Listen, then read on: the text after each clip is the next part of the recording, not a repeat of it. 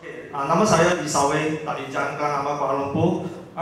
Saya ada soalan membuka kepada saudara Musa. Oke, yang ini saya nampak baca surat kabar dari Sinju Jipo, Sinju Delhi kali ini surat kabar bahwa YP Nik Adu, YP Nasaruddin serahkan memorandum bantah jualan alat alkohol dalam pesawat mas. Apa pandangan saudara Musa? Terima kasih. Nampak. Okay, sejak belakangan ni kita nampak banyak pertubuhan NGO dan surat-surat tau tak mendadak. Kita nampak 2 minggu lepas ada PPIM dengan isu air botol dan benda tu nampak remeh-temeh tapi sebenarnya dapat pengaruh yang agak kuat dalam masyarakat Melayu dan juga Islam by default. Apakah strategi PAS dalam mengetengahkan dan berdepan dengan isu NGO-NGO yang pertubuhan yang boleh dikatakan borderline right-wing supremacy dan right-wing Malay supremacy? Jadi apa strategi PAS? Cheryl, saya dari Ceras. Saya ada satu soalan saja untuk pemimpin PAS. This one berkenaan dengan peranan JAKIM. I think it's very relevant. Saya nak tanya, adakah JAKIM yang mengancam orang Melayu dengan agama Islam Malaysia? Saya bagi satu contoh. Kes coklat Cadbury yang ada di sampai sekarang. Boleh ke tak boleh? Lepas boleh, lepas tak boleh. What the hell is that?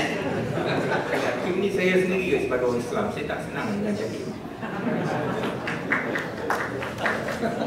Yang paling saya tak senang dengan JAKIM adalah dia mengawal kandungan khutbah di seluruh negara.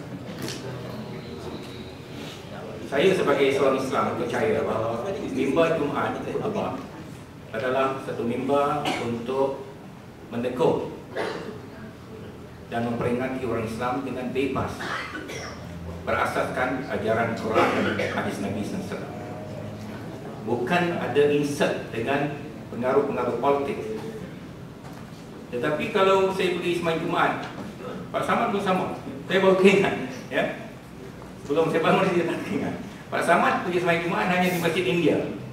Sebab khutbah dalam bahasa Arab rasanya. Masjid India ada Tamil. Jadi bahasa Tamil JAKIM tak ada khutbah Tamil. Jadi lebih bebas. Saya sangat rimas tiap kali Jumaat. Sangat rimas. Saya sembahyang di satu hari di Masjid Wilayah Persekutuan. Tajuk khutbah ini adalah nyamuk Aedes. Lepas itu satu kali kebetulan saya pergi hari Bandaraya. Apa kena-mena hari Bandaraya Kuala Lumpur dengan khutbah Jumaat? Jadi dari segi penghalalan, sijil halal, actually kenal dengan Cadbury dan lain-lain. Bukan saya Cadbury, satu masa dulu kalau tak silap saya apa namanya sauce tu apa nama? Tabasco.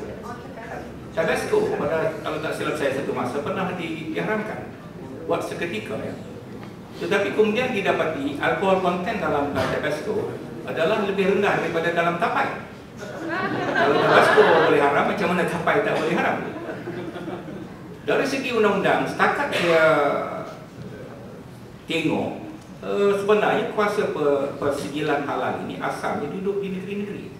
Kerana dalam perlembagaan, kuasa agama adalah di tangan raja-raja.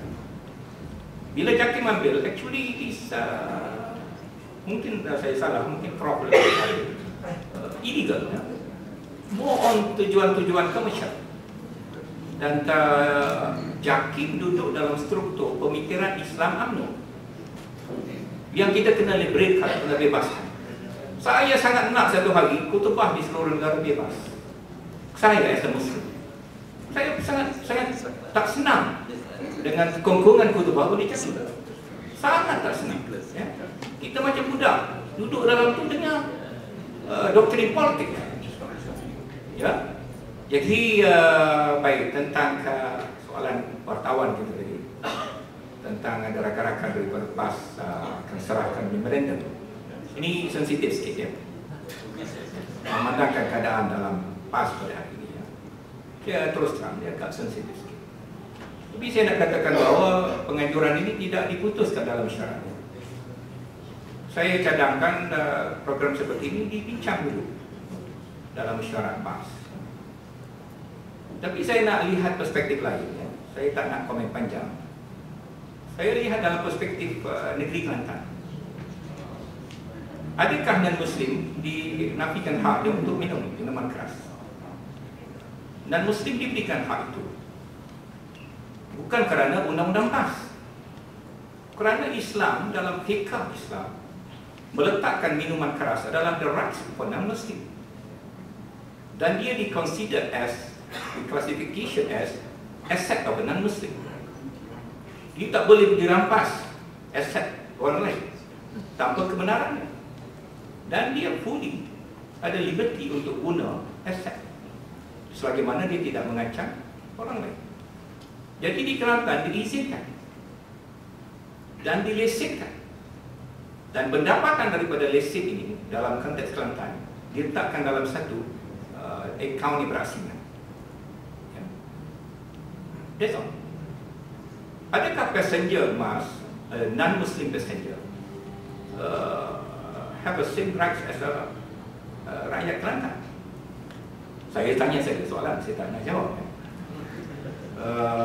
Tinggal lagi dalam ajaran Islam, a Muslim stewardess, any Muslim, dia tak boleh serve minuman keras.